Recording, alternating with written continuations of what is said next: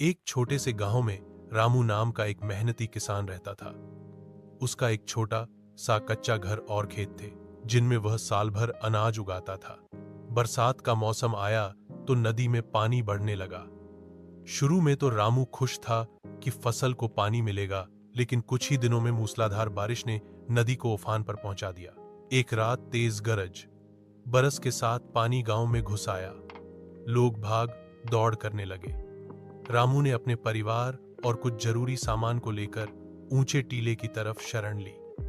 सुबह जब बारिश थमी तो उसने देखा कि उसका घर पानी में डूब चुका है और खेतों की सारी फसल बह गई है। रामू की आंखों में आंसू थे, लेकिन उसने हिम्मत नहीं हारी। गांव वालों की मदद से उसने फिर से झोपड़ी बनाई और नई फसल बोई। वह जानता था कि मेहनत और उम्मीद से किसी भी मुसीबत पर जीत पाई जा सकती है। एक छोटे से गांव में रामू नाम का एक मेहनती किसान रहता था।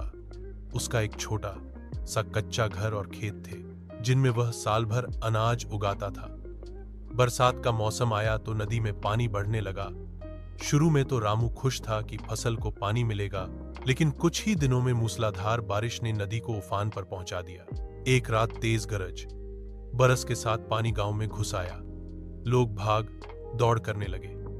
रामू ने अपने परिवार और कुछ जरूरी सामान को लेकर ऊंचे टीले की तरफ शरण ली। सुबह जब बारिश थमी तो उसने देखा कि उसका घर पानी में डूब चुका है और खेतों की सारी फसल बह गई है। रामू की आंखों में आंसू थे, लेकिन उसने हिम्मत नहीं हारी। गांव वालों की मदद से उसने फिर से झोपड़ी बनाई और नई फसल बोई। वह जानता था कि मेहनत और उम्मीद से किसी भी मुसीबत पर जीत पाई जा सकती है।